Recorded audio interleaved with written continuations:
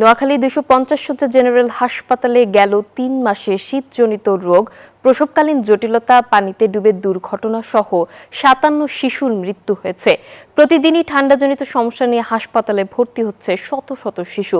হাসপাতাল কর্তৃপক্ষ বলছে, তীব্র শীতে আক্রমণ করা বিভিন্ন ভাইরাসজনিত রোগে আক্রান্ত হয়ে মৃত্যুর সংখ্যা বাড়ছে। নোয়াখালী থেকে আকবর হোসেন সোহাগের পাঠানো তথ্য ও ছবিতে ডেস্ক রিপোর্ট।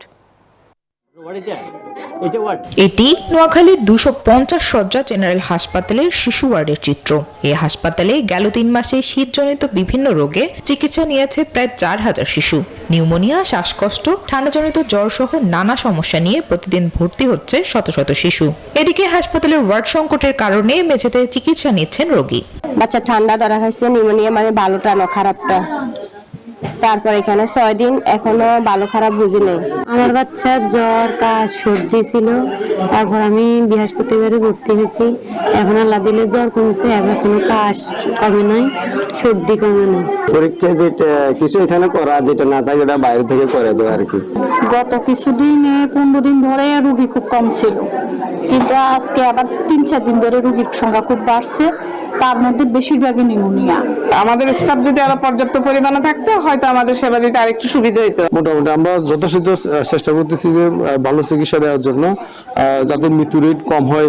শীতে শিশু মৃত্যুর হার প্রসঙ্গে শিশু বিভাগের এই সহকারী রেজিস্ট্রার ডাক্তার বলেন, এই শীতকালে আমাদের অনেক বাচ্চাদের হাঁচি, কাশি, শ্বাসকষ্ট, নিউমোনিয়া, ব্রঙ্কিওলাইটিস এগুলো অনেক বেড়ে গিয়েছে।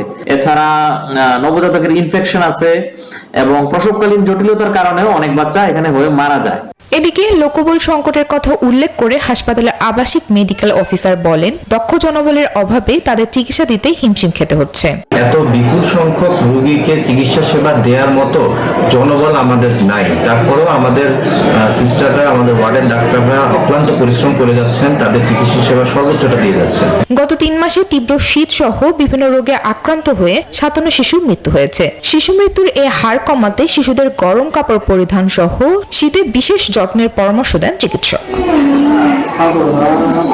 Desk report, news 24।